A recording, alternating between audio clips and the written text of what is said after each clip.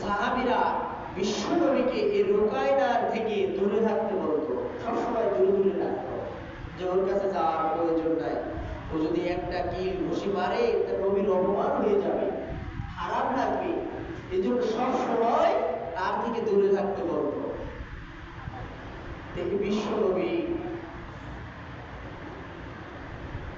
একদিন ফজরের পরে হাঁটতে শুরু করলো। যাইতে যাইতে দেখলে যে ওই রুকায়নাকে পেল। রুকায়নাকে যে বলছে যে আসলিমু আসলিমু ইয়া সাল, বলছে যে শান্তি হলো ইসলামে, আসলিম তুমি গ্রহণ করো ইসলাম, তুমি ইসলামটা গ্রহণ করো, উহাতে শান্তি নিহিত রয়েছে। কালিমা পড়ে তুমি ইসলামকে গ্রহণ করো, এক আল্লাহকে আল্লাহ বলে স্বীকার করো। তখন সেই কুস্তুগীর রুকায়নার বলতেছে যে আমি ইসলাম গ্রহণ করবো না। রাসূল আবার বলতেছে তুমি করো।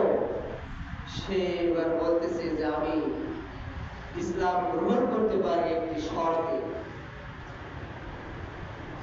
সে একটি শর্ত দিয়েছে যে তুমি যদি আমার সাথে কুস্তিতে লড়াইয়ে জিততে পারো তাহলে আমি ইসলাম গ্রহণ করব।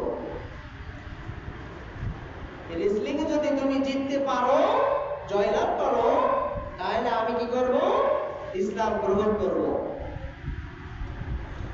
রাসূল আকরাম সাল্লাল্লাহু আলাইহি সাল্লাম বলতেছে আমি তো কোনোদিন রেসলিং করি নাই, কুস্তি খেলি নাই।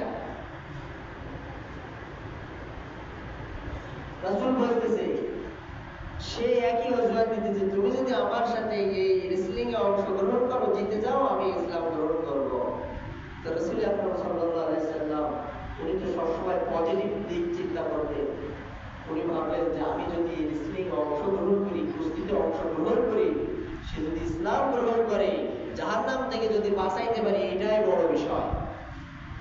আমার এই রেসলিং এ অংশগ্রহণের বদৌলতে যদি একজন জাহান্নাম থেকে বেঁচে যায়, তাহলে আমি